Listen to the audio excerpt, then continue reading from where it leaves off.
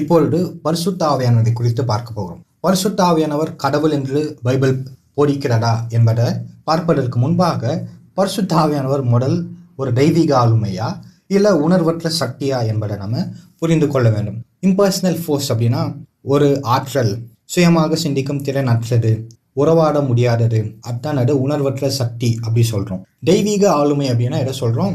Divine person, சுயமாக சிந்தித்து செயல்படும் ஆளுமை, உணர்வுகள் மற்றும் சித்தம் கொண்டவர், மனிதர்களோடும் தேவனோடும் உறவாட கூடியவர், இதுதான் தெய்வீக ஆளுமை அப்படி சொல்றோம். Theologian Michael Bird summarizes the difficulties of whether the Holy Spirit is a person or not. He said, and I quote, "Personhood is a complex matter, but we are safe to say that a person is a living being, no robot, imaginary friend, or pet rock, who is self-aware, capable of cognition, is able to relate to other beings, and possess recognizable character traits. A person is someone who can distinguish I from you." Unquote. Michael Burt அப்படின்னு ஒரு theology ஆளுமையை குறித்து பேசும்போது இப்படி சொல்றாரு. ஆளுமை அப்படின்னா முதல் எதை ஒரு ஆளுமை அப்படின்னு சொல்லுவோம் அப்படின்னா உயிரோடு இருக்கணும், உயரோடு இருக்கக்கூடாது, ரோபோட் மாதிரி உயரோடு இருக்கக்கூடாது, இல்லை கற்பனை நண்பன் அவங்களாம் ஆளுமை கிடையாது. பர்சன் அப்படின்னா முதல் உயிரோடு இருக்கணும். ஒரு நபர்னா ரொம்ப அடிப்படையில் நான் என்பதையும் நீ என்பதையும் வேறுபடுத்தி அறியக்கூடியவராக இருக்கு. நான் அப்படின்னு சொல்லும் போது எனக்கு ஒரு சுய உணர்வு இருக்கு. நான் அப்படின்னு சொல்லும்போது ஒரு சுய உணர்வு நமக்குள்ள இருக்குல்ல, நான் அப்புறம் நீ என்பதையும் வேறுபடுத்தி அறியக்கூடியவராக இருக்க வேண்டும். மூன்றாவதாக சுய விழிப்புணர்வு இருக்க வேண்டும், அறிவாற்றல் இருக்க வேண்டும். நான்காவதாக பிற உயிரினங்களுடன் தொடர்பு கொள்ளும் ஆற்றல், மற்றும் அடையாளம் காணக்கூடிய குணாதிசயங்கள் இதெல்லாம் இருக்கணும். இதுதான் ஒரு ஆளுமை அப்படி சொல்றாங்க. பரிசுத்த ஆவியானவருக்கு இதெல்லாம் இருக்கா? பரிசுத்த ஆவியானவரால் நான் நீ என்பதை வேறுபடுத்தி அறிய முடியுமா, பேச முடியுமா? அவருக்குன்னு குணாதிசயங்கள் இருக்கா? அவருக்கு ஆற்றல் இருக்கா? அவரால் சித்தம் கொள்ள முடியுமா? அவரால் செயல்பட முடியுமா?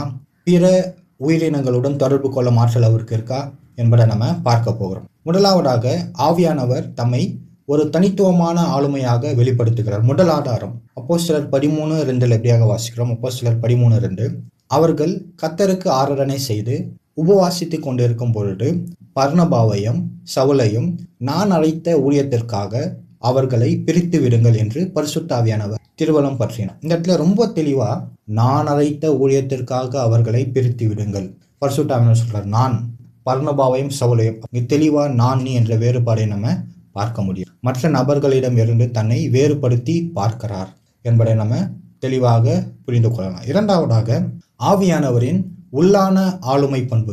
ஆவியானவருக்கு சிந்தை இருக்கா? அவருக்கு சித்தம் இருக்கா? அவரால் செயல்பட முடியுமா? எப்படி செயல்படுறாரு என்பதை நம்ம பார்க்க போகிறோம். ரோமர் 8:27 இப்படியாக சொல்கிறது, ஆவியானவர் தேவனுடைய சித்தத்தின்படியே பரிசுத்தவான்களுக்காக வேண்டுதல் செய்கிறபடியால் இருதயங்களை ஆராய்ந்து பார்க்கிறவர் ஆவியின் சிந்தை இன்னதென்று அறிவார். இந்த இடத்துல ஆவியின் சிந்தை, ஆவியானவருக்கு சிந்தை இருப்பதை வேதம் போதிக்கிறது. 1 கொரிந்தியர் 2:13 இப்படியாக சொல்கிறது, பரிசுத்த ஆவி போதிக்கிற வார்த்தைகளாலே பேசி, பரிசுத்த ஆவியானவர் செயல்படுகிறார், போதிக்கிறார்.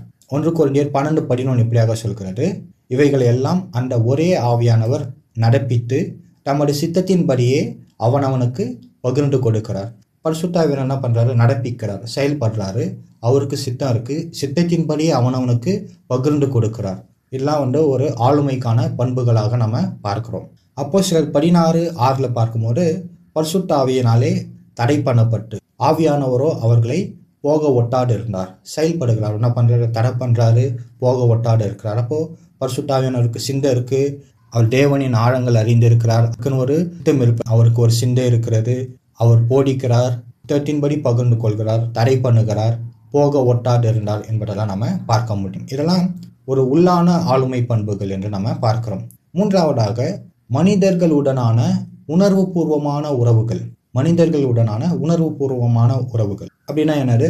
அப்போஸ்தலர் 10வது அதிகாரத்தில் நம்ம எப்படியாக வாசிக்கிறோம், பேதுரு அந்த தரிசனத்தை குறித்து சிந்தனை பண்ணி கொண்டிருக்கையில் ஆவியானவர், இதோ 3 மனுஷர் உன்னை தேடுகிறார்கள், நீ எழுந்து இறங்கி ஒன்றுக்கும் சந்தேகப்படாமல் அவர்களுடைய கூட போ, நானே அவர்களை அனுப்பினேன் என்று அவனுக்கு சொன்னார். அப்பொழுது பேதுரு கொர்நேலியுவினால் தன்னிடத்தில் அனுப்பப்பட்ட மனுஷரிடத்திற்கு இறங்கி போய், இதோ நீங்கள் தேடுகிறவன் நான் தான், நீங்கள் வந்திருக்கிற காரியம் என்ன என்றான். இப்போ இந்த இடத்துல பேதுரு என்ன பண்றாரு? ஆவியானவருக்கு கீழ்ப்படிவதை நம்ம பார்க்க முடியும். ஆவியானவர் சொல்றாரு, நீ எழுந்து இறங்கி ஒன்றுக்கும் சந்தேகப்படாமல் அவர்களுடனே கூட போ. பேதுரு என்ன பண்றாரு? இறங்கி போய், இதோ நீங்கள் தேடுகிறவன் நான் தான். ஆவியானவருக்கு கீழ்ப்படிவதை நம்ம பார்க்க முடியும். இது என்னது? இது ஒரு உணர்வு பூர்வமான ஒரு உறவு. நீங்க கீழ்ப்படுறீங்க அப்படின்னா ஒரு நபருக்கு தான் நீங்க என்ன பண்ண முடியும்? ஒரு ஆளுமைக்கு தான் கீழ்ப்படிய முடியும். எபேசியர் 4:30 இப்படியாக சொல்கிறது, பரிசுத்த ஆவியை துக்கப்படுத்தாதிருங்கள். அப்போஸ்தலர் 5:3 இப்படியாக சொல்கிறது, பரிசுத்த ஆவியினிடத்தில் பொய் சொல்லும்படி. அப்போ பரிசுத்த ஆவி கிட்ட பொய் சொல்ல முடியும், பரிசுத்த ஆவியை துக்கப்படுத்த முடியும். அப்போஸ்தலர் 7:51 இப்படியாக சொல்கிறது, பரிசுத்த ஆவிக்கு எப்பொழுதும் எதிர்த்து நிற்கிறீர்கள். அப்போ பரிசுத்த ஆவிக்கு எதிர்த்தும் நிற்க முடியும். எபிரியர் 10:29 இப்படியாக சொல்கிறது, கிருபையின் ஆவியை நிந்திக்கிறவன். பரிசுத்த ஆவியானவரை நம்ம நிந்திக்க கூட முடியும். அப்போ இதெல்லாம் நம்ம பார்க்குறோம். இத்தனை காரியத்தை நம்ம என்ன பண்ணுறோம்? பார்க்குறோம். இதெல்லாம் ஒரு உணர்வு பூர்வமான ஒரு உறவு. பரிசுத்த ஆவியானவருக்கு நம்ம கீழ்ப்படியலாம், அவரிடத்துல பொய் சொல்லலாம், பரிசுத்த ஆவியை நம்ம எதிர்க்கலாம், துக்கப்படுத்தலாம், நிந்திக்கலாம். யோசிச்சு பாருங்க, ஒரு மின்சார சக்தியோ இல்லை ஈர்ப்பு விசையோ நம்ம துக்கப்படுத்தவோ அதனிடம் பொய் சொல்லவோ முடியாது. இத்தகைய உணர்வுபூர்வமான உறவுகள் ஒரு ஆளுமைக்கு மட்டுமே உரியவை. இதெல்லாம் உணர்வு பூர்வமான உறவுகள். ஒரு மனுஷங்க ஒரு ஆளுமை கிட்ட தான் நம்ம என்ன பண்ண முடியும்? எதிர்க்க முடியும், அவங்க கிட்ட பொய் சொல்ல முடியும், கீழ்ப்படைய முடியும், துக்கப்படுத்த முடியும், நிந்திக்க முடியும். இதுல இருந்து நம்ம பரிசுத்த ஆவியானவர் ஒரு ஆளுமை என்பது ரொம்ப தெளிவாக உணர்ந்து கொள்ள முடியும். 4வதாக தேற்றளவாளன் என்பதை குறித்து நம்ம பார்ப்போம்.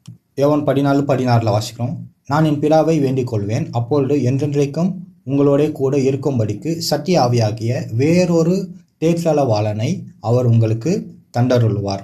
உலகம் அந்த சத்திய ஆவியை காணாமலும் அறியாமலும் இருக்கிறபடியினால் அவரை பெற்றுக்கொள்ள மாட்டாரு. அவர் உங்களுடனே வாசம் பண்ணி உங்களுக்குள்ளே இருப்பதால் நீங்கள் அவரை அறிவீர்கள். அப்போ இந்த வசனம் என்ன சொல்ற அப்படின்னா, தேற்றளவாளன் நம்ம தமிழில் படிக்கிறோம், கிரீக்ல பேராக்ளிட்டாஸ் அப்படின்னா தேற்றளவாளன், கம்ஃபர்டர், சகாயர், பரிந்து பேசுபவர் அப்படின்னா பொருள்படும். அப்போ கம்ஃபர்டர், தேற்றளவாளன் அப்படின்னா துயரத்தில் அருகில் இருந்து தேற்றுபவர், சகாயர் பலவீனத்தில் உதவி செய்பவர், பரிந்து பேசுபவர் நமக்காக வழக்காடுபவர். யோசிச்சு பாருங்க, இயேசு கிறிஸ்து சொல்றாரு, நான் வேறொரு தேற்றளவாளனை அனுப்புவேன்னு சொல்லும்போது ஒரு உணர்வற்ற சக்தி ஒருபோதும் தேற்றளவாளனாகவோ அல்லது பரிந்து பேசுபவராகவோ இருக்க முடியவே முடியாது. தேற்றளவாளன் அப்படின்னு நம்ம பேசும்பொழுது தெய்வீக ஆளுமையை குறித்து பேசுறோம். யோவான் 15:26 இப்படியாக சொல்கிறது, சத்திய ஆவியான தேற்றளவாளன் வரும்போது அவர் என்னை குறித்து சாட்சி கொடுப்பார். தேற்றளவாளன் சத்திய ஆவி என்ன பண்ணும்? அவர் என்னை குறித்து சாட்சி கொடுப்பார். யோவான் 16:13 நம்ம இப்படியாக வாசிக்கிறோம், சத்திய ஆவியாகிய அவர் வரும்போது சகல சத்தியத்துக்குள்ளும் உங்களை நடத்துவார். அவர் அறிவிப்பார். அவர் அறிவிப்பதினால். அதே போல யோவான் 15, யோவான் 16 இப்படியாக வாசிக்கிறோம். யோவான் 15:26 இப்படியாக சொல்கிறது, சத்திய ஆவியான தேற்றளவாளன் வரும்பொழுது அவர் என்னை குறித்து சாட்சி கொடுப்பார். அவர் சாட்சி கொடுப்பார். 16:13 இப்படியாக சொல்கிறது, சத்திய ஆவியாகிய அவர் வரும்போது சகல சத்தியத்திற்குள்ளும் உங்களை நடத்துவார். அவர் அறிவிப்பார். அவர் அறிவிப்பதினால். அப்போ இதுல நோட் பண்ண வேண்டிய விஷயம் என்ன அப்படின்னா, சாட்சி பகிர்தல். இயேசுவை குறித்து சாட்சி கொடுப்பார் அப்படின்னு இன்னும் சில வசனங்கள்லாம் எப்படி இருக்கும் அப்படின்னா, கண்டித்து உணர்த்துவார். பாவம், நீதி, நியாய தீர்ப்பு குறித்து உலகத்தை கண்டித்து உணர்த்துவார். யோவான் 16:8 வாசிக்க முடியும். வழி நடத்துதல், விசுவாசிகளை சகல சத்தியத்துக்குள்ளும் நடத்துவார். அறிவித்தல், என்னுடையதில் எடுத்து வரப்போகும் காரியங்களை அறிவிக்கிறார். சாட்சி சொல்வது, கண்டிப்பது மற்றும் அறிவிப்பது ஆகிய அனைத்தும் உயர்நிலை ஆளுமை திறன்களாகும். அட்வான்ஸ்ட் பர்சனல் ஏஜென்சி சொல்றாங்க. இல்லை ஒரு இம்பர்சனல் ஃபோர்ஸ்க்கு அதனால பண்ண முடியாது. மறுபடியும் சொல்றேன், சாட்சி சொல்வது, கண்டிப்பது, அறிவிப்பது ஆகிய அனைத்தும் உயர்நிலை ஆளுமை திறன்கள் ஆகும். 5வதாக கிரேக்க இலக்கத்தின் அசாதாரண விதிவிலக்கு. நம்ம உன்னை திருப்பி வாசிச்சோம். என்ன அப்படின்னா, சத்திய ஆவியான தேற்றளவாளன் வரும்போது அவர் என்னை குறித்து சாட்சி கொடுப்பார். அவர் அறிவிப்பார். அவர் அறிவிப்பதினால். நம்ம ஆவின்னு வாசிக்கிறோம். ஆவி அப்படின்னா கிரேக்க மொழியில நியூமான்ற வார்த்தை அக்ரிணை பெயர் சொல், நியூட்ரல் நவுன் அப்படி சொல்றாங்க. ஆனா அதுக்கு ஆண்பால் பிரதி பெயர் என்ன பண்றாங்க? யூஸ் பண்றாங்க, ஹி. அப்போ பரிசுத்த ஆவியானவரை அவர் அப்படின்னு சொல்லும்போது அது இன்னும் ஒரு அக்ரிணை சொல்லுக்கு ஆண்பால் பிரதி பெயரை பயன்படுத்தியது தற்செயலானதல்ல. ஆவியானவர் ஒரு பொருள் அல்ல, அவர் ஒரு ஆளுமை என்பதை வலியுறுத்தவே யோவான் இவ்வாறு எழுதியுள்ளார். 5வது ஆதாரம் பரிசுத்த ஆவியானவரை அவர் என்று சொல்வது. ஏன் இதோட முக்கியத்துவம் என்ன அப்படின்னா, கிரேக்க மொழியில ஆவி அப்படின்னா நியூமா. இந்த நியூமான்ற வார்த்தை அக்ரிணை பெயர் சொல். ஆனா கிரேக்க இலக்கணத்தையே மீறி யோவான் என்ன சொல்றாரு?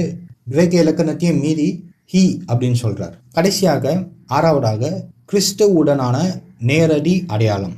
2 கொரிந்தியர் 3:17 இப்படியாக சொல்கிறது, கர்த்தரே ஆவியானவர், கர்த்தருடைய ஆவி எங்கேயோ அங்கே விடுதலையும் உண்டு. நம்ம புதிய ஏற்பாட்டில் கர்த்தர் அப்படின்னு வாசிக்கும் போது அது பெரும்பாலும் இயேசுவை குறிக்கிறது என்பதை நம்ம பார்த்தோம்.